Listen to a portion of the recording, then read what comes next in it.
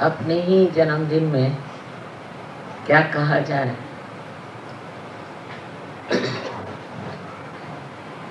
जो उम्मीद नहीं थी वो घटित हो गया है। आप इतने लोग सहयोग में आज दिल्ली में बैठे हुए हैं, इससे बढ़कर एक माँ के लिए और कौन सा जन्मदिन हो सकता। आप लोगों ने आत्म साक्षात्कार को प्राप्त किया, ये भी आपका जन्मदिन। एक महान कार्य के लिए आप लोग तैयार हुए हैं और ये महान कार्य आज तक कभी हुआ नहीं, उसके आप संचालक हैं। इससे बढ़ के और मेरे लिए क्या सुख का साधन हो सकता।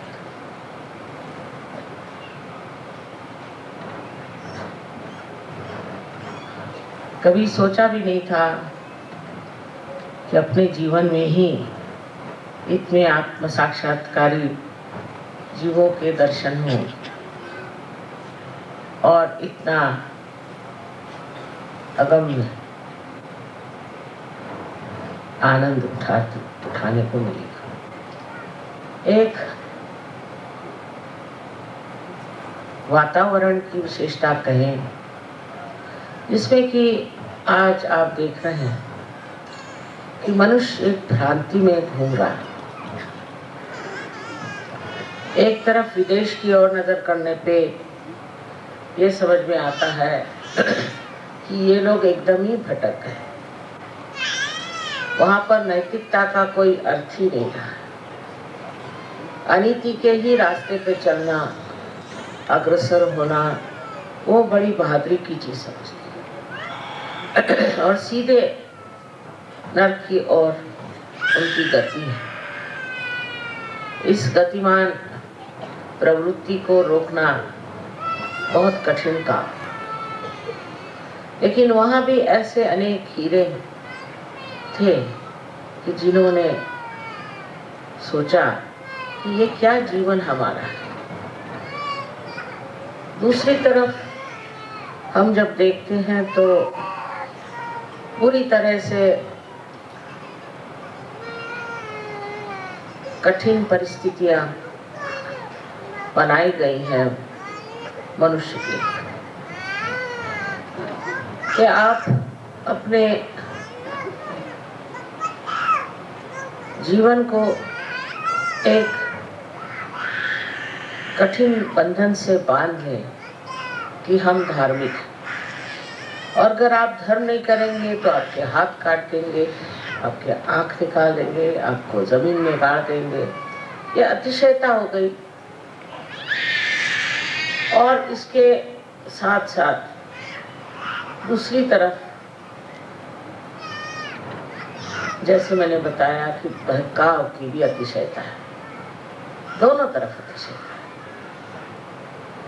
आपको समाधान करना चाहिए कि आप इस भारतवर्ष में पैदा हुए, इसकी संस्कृति जो है वो संतुलित है।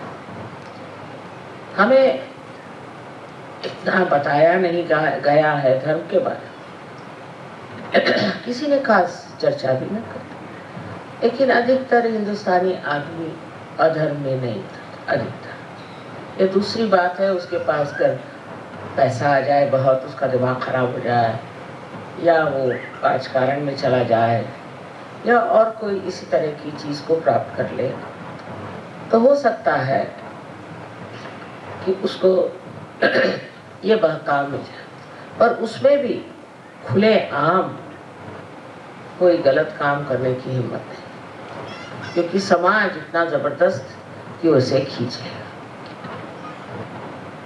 इसलिए आपसे आज मैं जो बात कहने वाली हूँ वो ये है कि एक अपने देश की जो संस्कृति इतनी ऊंची अब भी मानी जाती है और अब भी अपने यहाँ लोग नैतिकता का स्तर मानते हैं।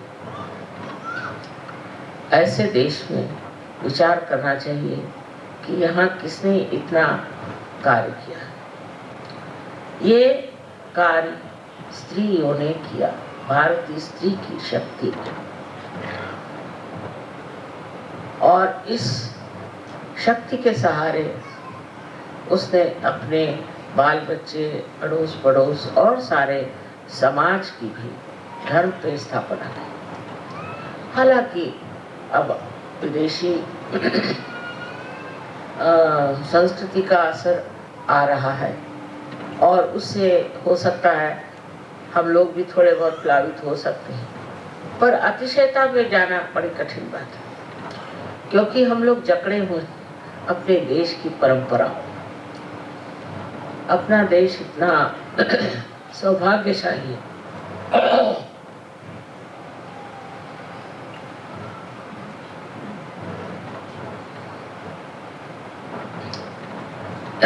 कि यहाँ पर एक से एक महात्मा हो गए, नए संत हो गए, इतने यहाँ पर अवतरण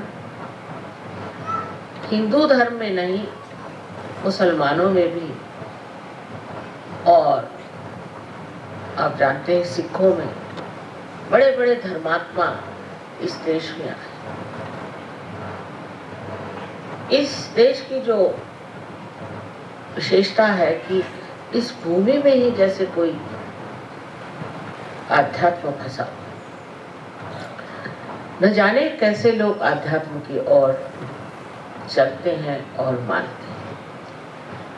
सहयोग की प्रणाली में हम लोग संतुलन में खड़े हैं, मतलब भारतीय संस्कृति में जो गंदगियां हैं उसको तो निकाल ही देना पड़ेगा, और निकल जाती। सहयोग में आने के बाद बहुत से लोग इस चीज को छोड़ देते हैं लेकिन अब भी मैं देखती हूँ कि कुछ न कुछ चीजों से बंधे हुए सहयोगी हैं, और इसका कारण है कि इतने दिनों से जो चीज चली आई है और मान्यता रही, उसके प्रति एकदम उदासीन हो जाना उन्हें कठिन लगता है। विशेषकर हम उत्तर हिंदुस्तान में बैठे हुए हैं मैं देखती हूँ कि उत्तर हिंदुस्तान में या तो मुसलमानों के परिणाम स्वरूप हो, चाहे जैसा भी हो, औरतों की दशा बहुत खराब, औरतों को बहुत छला जाता है, सताया जाता है। शक्ति स्वरूप औरत का कोई मान नहीं। कहा जाता है यत्र नारायण पूजन्ते तत्र रमन्ते देवता। जहाँ स्त्री पूजनीय हो और उसकी पूजा की जाए, वहीं देवता रमण करते हैं। इसका ये मतलब नहीं कि औरतों का भी राज हो या वो भी किसी तरह से आतताई हो, लेकिन इसका मतलब यह है कि स्त्री पहले पूजनीय होना चाहिए, उसके अंदर पूजनीय गुण होने चाहिए। वो अगर पति का अपमान करती है, घर में झगड़ा करती है, परेशान करती है और अपने बच्चों की तरफ ध्यान नहीं देती और भी गलत सलत काम करती है, तो वो स्त्री तो पूजनीय हो नहीं सकती। और वही स्त्री पूजनीय होती है जो अत्यंत प्रेममयी, जिस औरत में प्रेम का सागर बसा हो उसी को लोग पूजते हैं, और जो नहीं है उसके सामने चाहे न कहे कुछ, लेकिन पीठ पीछे उसकी बुराई करते हैं।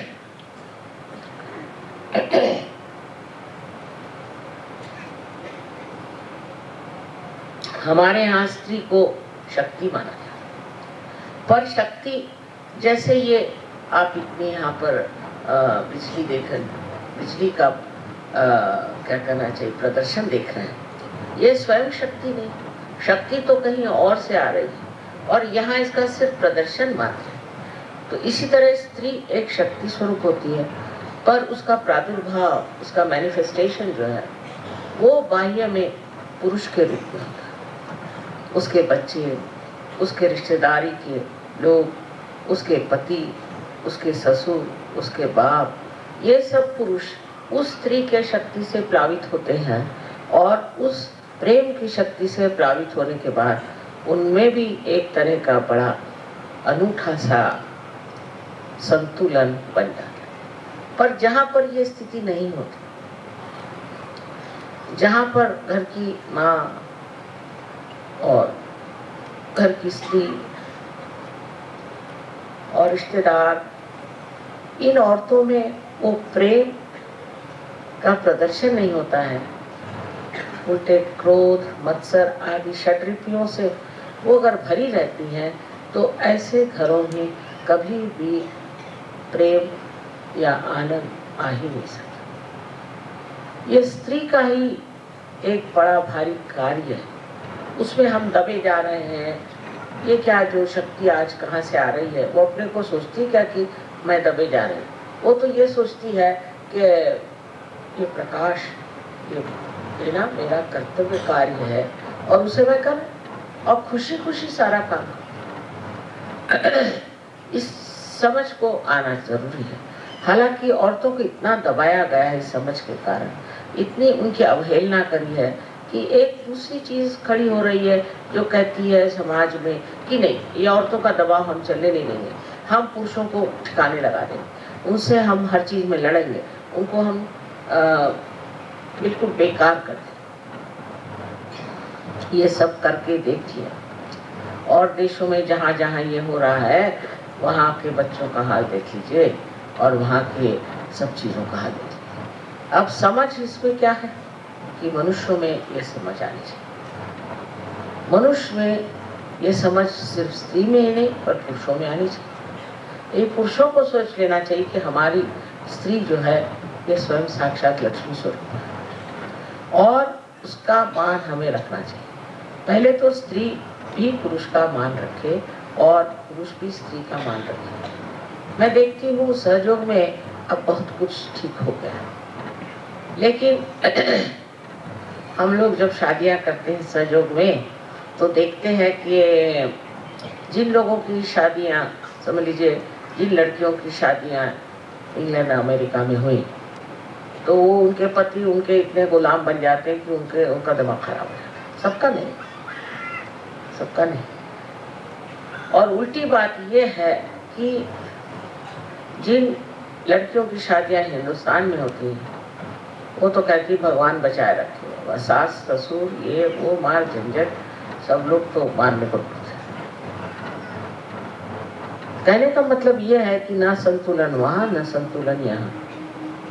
ये संतुलन स्थापित करने के लिए सहयोगियों को समझ लेना चाहिए। इसका मतलब ये नहीं कि कोई पति को अपने सर पे बिठा ले या कोई पत्नी को सर पे बिठा ले। इसका मतलब है कि प्रत्येक का एक मूल्यांकन होना चाहिए, इवैल्यूएशन। सबको वैल्यूएशन करने के बाद आप समझ सकते हैं कि कहाँ तक आप संतुलन में। आप दूसरों की बात नहीं सोचिए, अपनी बात सोचिए।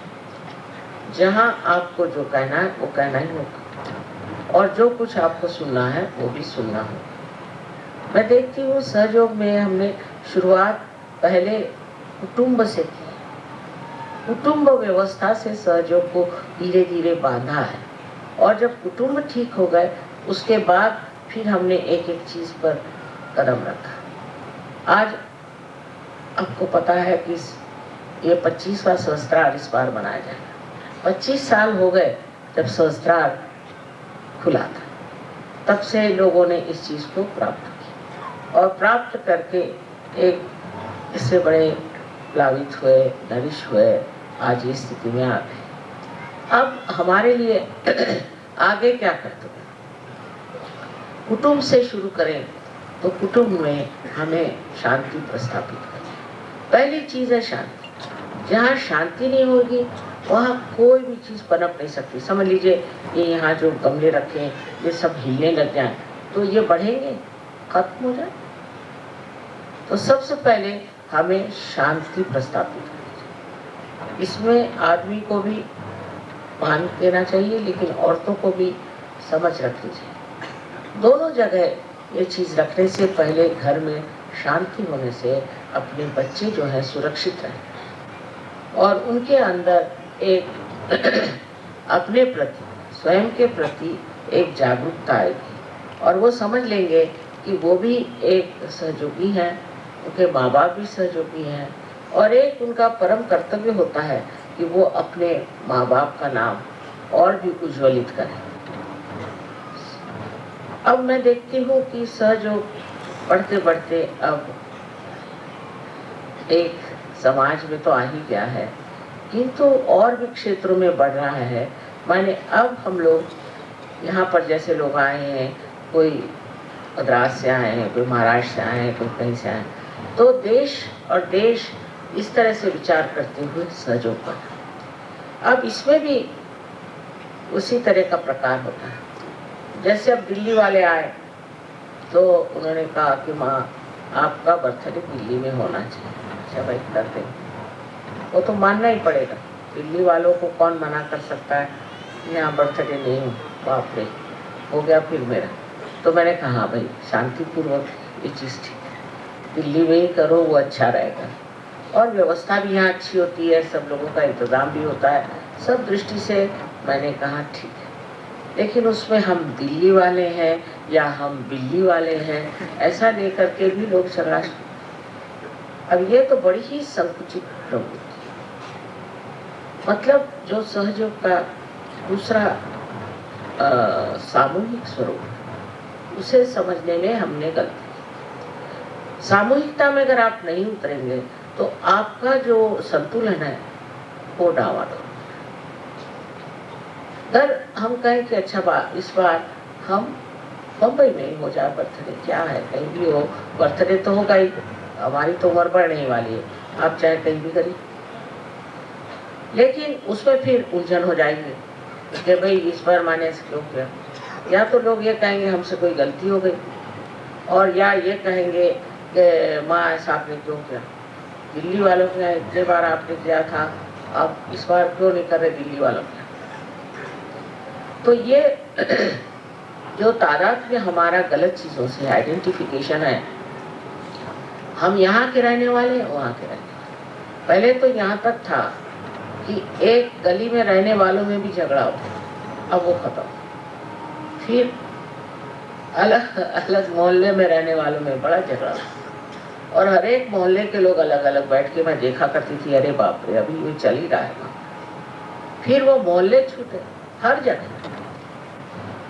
अब भाषा पर भी थोड़ा बहुत आ गया, भाषा पर आ गए कि ये फलाना भाषा बोलते हैं, हम राष्ट्रीय भाषा बोलते हैं, भाषा।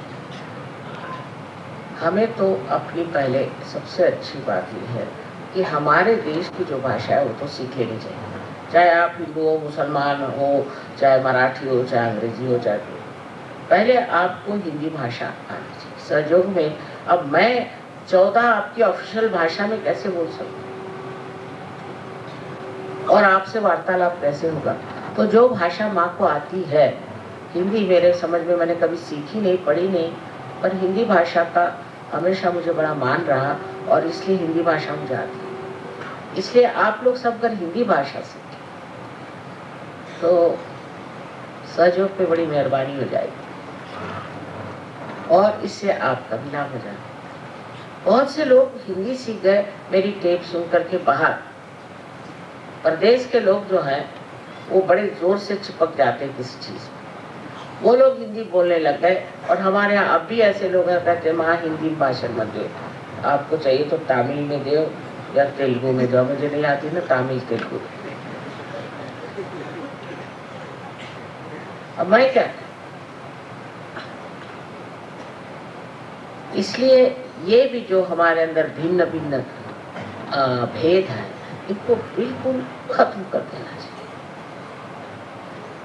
जातीयता के भेद तो है ही हमारे अंदर पहले ही से बसे हुए हैं। एक साहब मुझे कहने लगे हांगकांग में कि हिंदुस्तान में जातीयता, अब भी सहयोगियों में जातीयता है, वो ब्राह्मण है सर। मैंने कहा अच्छा बताइए, क्या आप किसी हरिजन से शादी करेंगे? घबरा हरिजन से? अरे हरि के जन हैं, उनसे शादी करने में क्या, हरिजन से नहीं कर सकते।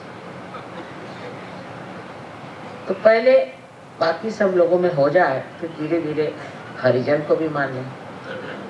लेकिन परदेश में ये झगड़ा ही नहीं। कितने हरिजन लड़कियों की शादियां मैंने बाहर करा दी, और लड़कों को भी। उनको पता ही नहीं कि ऐसी जाति पाति करके कोई चीज होती है, कोई हरिजन होता है और कोई, अब नहीं कहेंगे कोई क्या।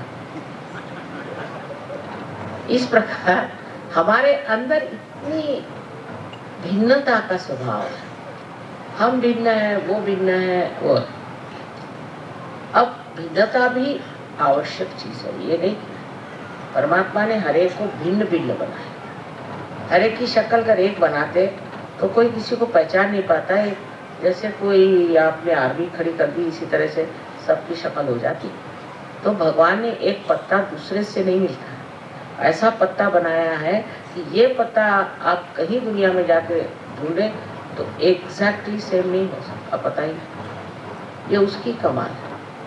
और अगर ये सोचने लग जाए कि ये भिन्नता ही हमारी विशेषता है, तो फिर आप पत्ते के लेवल पर हैं, उससे आप उठेंगे। उससे उठकर देखिए तो आप समझ जाएंगे कि आप जो है वो एक विशेष व्यक्ति, योगी जन, जिनकी की जात पात कुछ नहीं। शास्त्रों में लिखा है सन्यासी की जात पात नहीं। जब सन्यासी हो गए आप क्या रह गए, अंदर से छूट गए सो सन्यासी, तो आपकी जात पात कैसे रह गए। इसका बड़ा विरोध करना चाहिए, जात पात का बहुत ही विरोध करना चाहिए। और सिर्फ गुण ग्राहकता होनी चाहिए कि किसमें क्या गुण है उसको पाना चाहिए और उसको समझना चाहिए। इस एक मर्यादा से जब हम गुजर जाते हैं तब फिर देश विदेश से हमारा संबंध आता है। अब मैं आपसे क्या बताऊं कि परदेश में मैंने जो लोग देखे हैं उनमें बहुत ज्यादा यांत्रिक लोग हैं। यांत्रिक, यंत्र को विश्वास है और साइंस में विश्वास है, पढ़े लिखे, लेकिन सहज में जब वो उतरे तो जैसे कोई प्रेम सागर में ही उतर गए हो, उसकी डुबकियां लगा रहे। अब यहाँ पर आप देखिए कि 500 आदमी बाहर से आए, इतना नितांत उनका प्यार है मेरे साथ। क्योंकि कहते कि जब हम बस सोचते कि हमें आपसे प्यार है तो ऐसा लगता है कि चारों तरफ से हमें प्रेम और आनंद के सागर में घेर थे।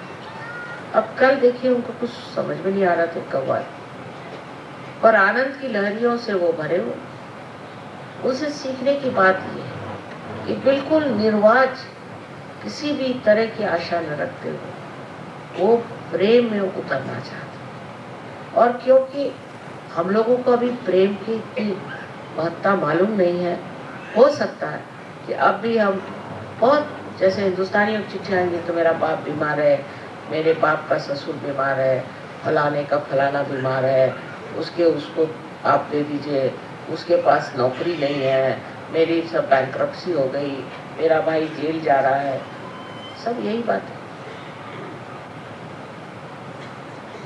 यहाँ तक कि वो सोचते हैं कि एक तरह मेरे ऊपर एक अधिकार है क्योंकि मैं भी एक हिंदुस्तान में पैदा हुई हूँ और आप लोग हिंदुस्तान। पर ये बड़ी निम्न चीज है, इसको मांगने की जरूरत ही नहीं अगर आप सजो। ये अपने आप घटित हो सकता है, ये विश्वास परदेशी लोग। अब आपको मैं एक आश्चर्य की बात बताऊं। एक औरत यूएन में काम करती थी, सहयोगिनी, वो मेक्सिको में चली गई यूएन में। उसका एक लड़का, उसको ऐसी बीमारी हो गई कि वो बीमारी पुश्तन पुश्त आती रहती है और इस लड़के पे बड़े जल्दी आघात हुआ और 1 महीने के अंदर वो बच्चा मर गया। वो सहयोगी नहीं, ये सहयोगी नहीं। इसने मेरे पास 3 चिट्ठियां भेजी, उसमें उसने उसका नाम लिख के भेजा, ये बीमारी है, पता नहीं कौन सी अजीब गरीब लंबी चौड़ी बीमारी उसको है, और ऐसी 3 चिट्ठियां मेरे पास है। मुझे बड़े उसके लिए कहती हूँ कि क्या कहूँ मैं अपनी इंसानियत की भाषा में तो कहा नहीं जाता, पर एक तरह से जैसे खिंचाव। और चौथी उसकी चिट्ठी आई कि माँ आश्चर्य की बात है, मेरे लड़के को मैं ले गई थी हॉस्पिटल, तो उन्होंने कहा इस तो सब नेगेटिव है, बिल्कुल परफेक्ट हेल्थ।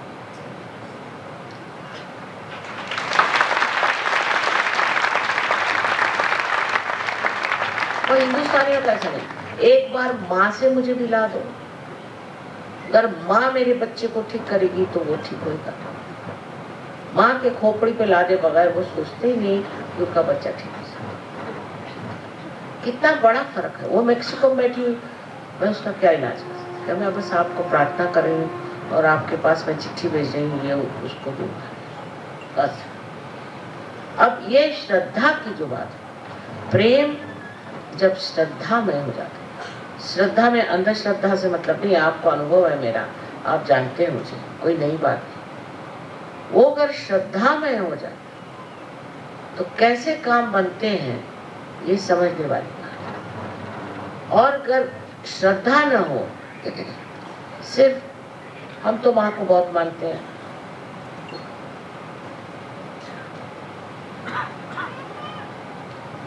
ऐसे मानने वाले, ईसा को मानने वाले बैठे हैं, मोहम्मद साहब को मानने वाले बैठे हैं, उनको माने। अरे तुम क्या हो,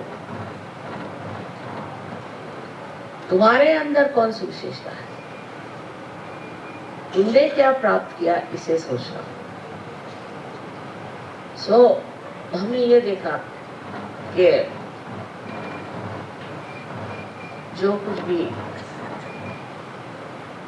इन लोगों ने इतने आसानी से प्राप्त किया, उसकी वजह ये कि एकदम प्रेम से शुष्क हो गए, उनके अंदर प्रेम इनको मिला ही नहीं। और जब प्रेम नहीं मिला तो जैसे ही उनको प्यार मिला तो एकदम उसकी और वो बिल्कुल पूरी तरह से आकर्षित हो गए। और उस प्रेम को पाने के लिए उनको दुनिया कोई चीज नहीं चाहिए, कोई चीज। अब आते हैं गणपतिपुरे में, हिंदुस्तानियों की शिकायत पर खाना अच्छा नहीं, मद्रासी कहेगा कि मुझे खाना पसंद नहीं, तो लखनऊ वाले कहेंगे एक साथ क्या खाना बनाते हैं। सबके खाने के शौक उनके बीवियों ने ऐसे बिगाड़ रखे हैं कि उनको कोई खाना नहीं पसंद है। अब इस हिंदुस्तान में कौन सा एक खाना बताइए जो बनाने से लोग खुश हो। इनको ये पसंद नहीं, उनको वो पसंद नहीं, तो उनको वो पसंद। और ये कभी नहीं कहेंगे कि खाना अच्छा नहीं, हालांकि पहले बहुत खराब खाना होता था, अब जरा बहुत कहना चाहिए अच्छा हो गया। पर कभी इन लोगों ने ये नहीं कहा कि माँ खाना अच्छा। अब बाथरूम के लिए भी बड़ी अजीब सी बात है कि मैंने, हिंदुस्तानियों ने कहा कि माँ ये हमें बाथरूम पसंद नहीं, तो इंडियन स्टाइल है, हमें तो वेस्टर्न स्टाइल चाहिए। और वेस्टर्न वाले बोलते कि नहीं हमको तो इंडियन स्टाइल चाहिए, बड़ी साफ चीज। अब मेरी समझ में आप क्या करें, इंडियन के लिए बनाए और उनके लिए बनाए।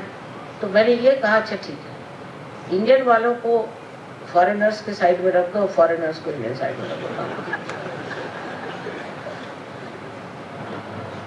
पर हम लोग बड़े डिमांडिंग है कि सर हर समय ये चीज नहीं ठीक, वो नहीं चीज ठीक, ये ठीक कर दो, वो ठीक कर दो। कितनों के घर में अटैच्ड बात होंगे बताएं। लेकिन इसमें हम लोग अपने सोचते हैं कि हम बड़े ऊंचे हो गए, इस तरह के डिमांड्स करते हैं। और इन लोगों से पूछो तो कहते हैं कि माँ शरीर का जो आराम है बहुत उठा लिया, उन्होंने जो बहुत उठा लिया शरीर का आराम, अब आत्मा का आराम, शरीर का आराम नहीं चाहिए। जो कि हमने उठाया नहीं वही हम सजोग में पूछते हैं कि हमें शरीर का भी आराम है। इसमें आपसे कहने से फिर आप वही करेंगे, माने का शरीर का आराम, तो चलो हम जमीन पर सोएंगे, ये नहीं मेरा मतलब, ये मतलब नहीं।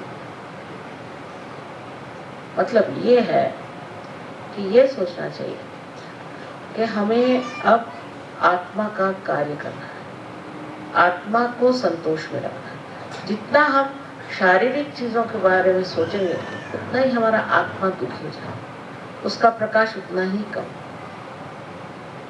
और जितना ही हम बाहर के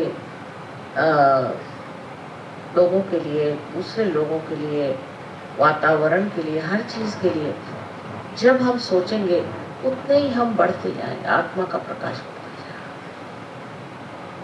और उसमें आपको हैरानी होगी कि आप अपने को पाइएगा कि आप बिल्कुल विश्व के एक नागरिक हो गए। आपके अंदर विश्व जैसे समा। अब बहुत से लोग मुझे कहते हैं माँ आपको हर एक चीज कैसे याद रहती, आप जैसे अब ये देख लिया, इसको देख लिया, बस हो गया, चित्र सा बन सब चीज आप चित्र से मेरे हृदय में। ये कैसे होता है? क्योंकि मैं अपने अंदर हूं ही नहीं, सब बाहर ही हूं। मैं सोचती भी नहीं अपने बारे में, कुछ विचार ही नहीं करती, मतलब और करने की मेरे अंदर वो शक्ति नहीं, तरीका ही नहीं कि अपने बारे में सोचती बैठी रहूं। तो मेरे साथ किसने क्या किया, मेरे साथ किसने क्या जाती करी, हो कैसे। लेकिन जो कुछ भी बाह्य में है सब, इसमें जब आप अपने आत्मा का प्रकाश देखेंगे तब आप में विश्व की पूर्ण कल्पना हो जाएगी। कोई पहाड़ी है, वहां चले गए, पहाड़ी में भी अपना आत्मा का प्रकाश, हर एक चीज जब वो आत्मा का प्रकाश आप देखते हैं, हर एक चीज आपको कोई चीज भूलती नहीं, उसका आनंद भूलता नहीं, पर उसके बारे में फिक्र नहीं लगती कि ये किसका कारपेट है, मार लें कि इसको खरीद लें, कि कुछ ऐसा मन नहीं चाहता। सिर्फ देखना मात्र बनता है, और जब ये देखना मात्र प्रगल्भ होता है, बढ़ता जाता है, बढ़ता जाता है, तो आपका व्यक्तित्व एक विश्व को भर लेता है। और यही स्थिति अब आप में सब में है। और भिन्नता तो चाहिए हर एक चीज में, इसमें कोई शक नहीं, हर एक आदमी में भिन्नता होनी चाहिए, पर किस चीज में? अपना अपना आनंद व्यक्तित्व करना। कल देखिए डांस कर रहे थे एक से एक लोग, जैसा भी आ रहा था, जिस तरह से भी आ रहा था, सबकी भिन्नता थी, एक जैसे कोई नहीं नाच रहा था। ये भिन्नता हमारे अंदर डर रहे तो उससे हम एक अलग अलग तरह के आनंद का अनुभव दूसरों को दे सकते। आनंद अपने लिए नहीं, हम दूसरों को कितना आराम दे सकते हैं, दूसरों को हम कितना आनंद दे सकते हैं, दूसरों में हम कितना प्रकाश ला सकते हैं, इसका विचार हमेशा रहना चाहिए।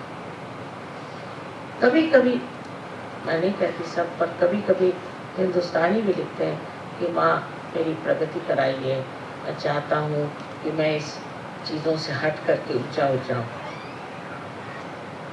क्योंकि जो भी चिट्ठी लिखते हैं अधिकतर वो सब बेकार की चीज़ें, ये बीमार है, वो बीमार है, ऐसा है, वैसा। और कोई कोई बहुत प्यारी चिट्ठियाँ लिखते हैं और उससे बिल्कुल मैं गदगद हो जाती हूँ कि इन्होंने अपना मार्ग ढूंढ लिया है, इन्होंने देख लिया इन्हें कहाँ जाना है, अपने मंजिल को इन्होंने पहचान लिया। बस इससे ज्यादा मुझे कुछ नहीं। ये मैं देखती रहूं और उसको आत्मसात करती रहूं, पर चाहत ऐसी नहीं है किसी चीज की जो कि आप कह सकते हैं, क्योंकि जो चीज हमेशा बढ़ रही है क्षितिज के जैसे, होराइजन के जैसे, उसके लिए आप कैसे कह सकते हैं आपकी क्या चाहत है? आपका जीवन इसी तरह से अत्यंत सुंदर हो जाए, अत्यंत सुगंधित और सबको आह्लाद देने वाला,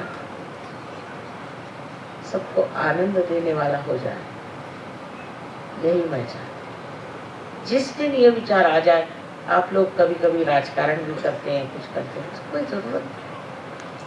सहयोग में आपको पैसा कमाना नहीं, आपको कोई पोजीशन लेनी नहीं, कुछ नहीं। इसमें आपको अपनी प्रतिष्ठा ही पानी है, जिस प्रतिष्ठा में आप एक विश्व के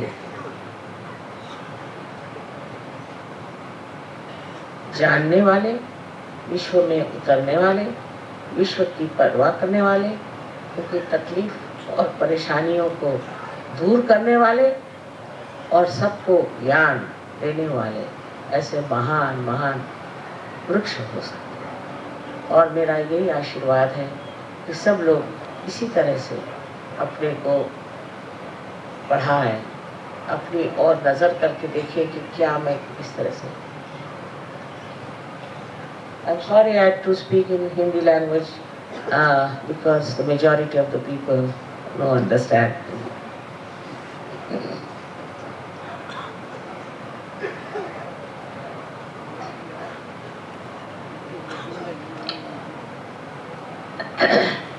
In the Western civilization, suddenly I find people have taken to a very licentious, vulgar, despicable life. I can't believe how can they be so stupid and ignorant. It seems they have no wisdom even to see that this is stupidity. Thank God you have achieved this self-realization. You got the light. You are so transformed. You look so beautiful. And that you have given up all those funny ideas of freedom. So clear-cut. This must be, I don't know what to say, that in those Western countries to find out people who have such wise understanding of pure love and respect for your own purity. As if suddenly you have come out of that darkness and have bathed in the light of the divine. It's not possible otherwise. See the history of the Western countries. They never had very great kings, you know. One king in England killed 7 wives, you know. If you, in India, if one wife was killed, he would have been killed first of all, before he killed the second one. So one sees that despite all that kind of a history and that kind of a vulgarity that has been going on for days together, and now it is the burst after war, suddenly you people have come up like lotuses and have made those countries so fragrant and so good. But now they are afraid because they believe in licentiousness, they believe in vulgarity, they think it is their freedom. So they do attack. But you are not to be bothered because you have achieved something that is real, that is for eternal life. They are supposed to be Christians, Jews, and also Muslims there. Among all of them, I am surprised to see how they were interpreted these 3 great religions, the most contradictory. For Christ has said that if you make any sin with your eyes, commit some sins, then remove your eyes yourself. If one hand does anything wrong, you cut that hand. I have never seen anybody without an eye or without a hand in the whole of these Christian kingdoms. Nowhere. They can cut others, but their own I have never seen. It's very difficult to be a Christian, I think, because this is an impossible situation. For that, we can say that this was for angels, must be for the fallen angels, that you take out your eye and cut your hand. And then Muhammad Sahib has said, he thought that why only the men are handled by Christ. So he says, no, not that you cut it, but let others cut your hand and take out your eye. And for women it is so that they should be buried in the Mother Earth halfway and should be stoned. Think of American women, what would have happened to them? So very difficult to follow Islam, so impossible. They were very great people, very pure, and they thought that this is the only way people can be kept pure. No? On the contrary, with all these things, compulsion, they become extremely immoral. This suppression doesn't. And then also this, they call it one that is Islamic laws, Sharia, was actually given by Moses to Jews. You can find it out in the Bible. It was given by Moses to Jews, and the Jews would not accept it. They were sensible to say, we can't accept this much too much. So that was taken over by Muhammad Sahib, better put it for these people. But with all these doing, people become extremely immoral, extremely quarrelsome, and go to the other side, and such an imbalance is created. But after self-realization, the Sahaj culture is born within you. With this Sahaj culture, you come into balance. And people are surprised at the Western Sahaj yogis that, Mother, how have you made their eyes so pure? How can they get rid of these bad habits of looking at every woman or every man? What have you done to their eyes? How have they become so pure? It is the light of your own spirit which is shining through your eyes. It's very important. Again, I would say that the women in the West have to understand what is Sahaj Yoga. Not dominating anyone. Here the women are dominated, not always, but to a great extent. And there, what you find that women are dominated. Firstly, they believe in divorce, and they try to harass people with that. This domination, maybe we can say, comes from their upbringing. But Sahaj Yoga should change completely your ideas, and there should be no domination, but a complete understanding, about which I have told you many a times and explained. Still, I must say, I am overwhelmed by the response. And on behalf of the Divine Power, I would like to thank you very much.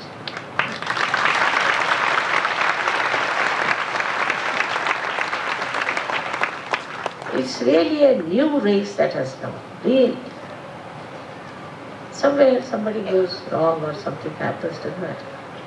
On the whole, it's such a beautiful race of people. I face them before me. Even in dreams, people could not have believed it. They don't yet believe. But it has happened. You must now have an enlightened faith, which we call as Shraddha. With that enlightened faith, I am sure you will adhere to the emancipation of human beings. It's your duty now. It is all given free. Of course, Sahaja Yoga is free. You can have it free. Don't have to pay anything. All right. But you have to give to others. That is very important. It is free to you and you cannot keep it yourself. If you keep it to yourself, you can never be happy. You can never be joyous. So you have to be absolutely collective. And then you will see how it works out. Very surprising, in all the European countries, in America, South America, Australia, Japan, Hong Kong, Taiwan, Kuala Lumpur, everywhere I have seen people have become collective. And they told me, Mother, there's no greater joy than seeing people getting self-realization. That is the greatest joy one has. And this is what one has to have in your mind. Of course, there are some people who start criticizing Sahaja Yoga, why this, why that, all nonsense. But actually, if you see, everybody who is a deep Sahaja Yogi wants that Sahaja Yoga should spread in their own countries. And then to see that it is accepted all over the world. It is such a wisdom which has come into them. Otherwise, one fellow told me, Mother, I was only worried about my own house, my family, motor car and this and that. Now I've forgotten all that. Now I'm only worried, how will I be able to give this joy to others? I cannot be happy alone. And that's what it has happened. And I'm very thankful to you, for all of you who have come here all the way to celebrate my birthday. And this is just your love and affection for me. And I also love you very much. May God.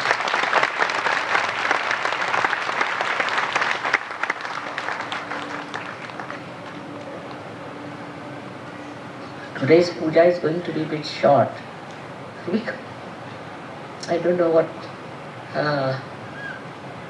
in my birthday, which deity's puja you are doing.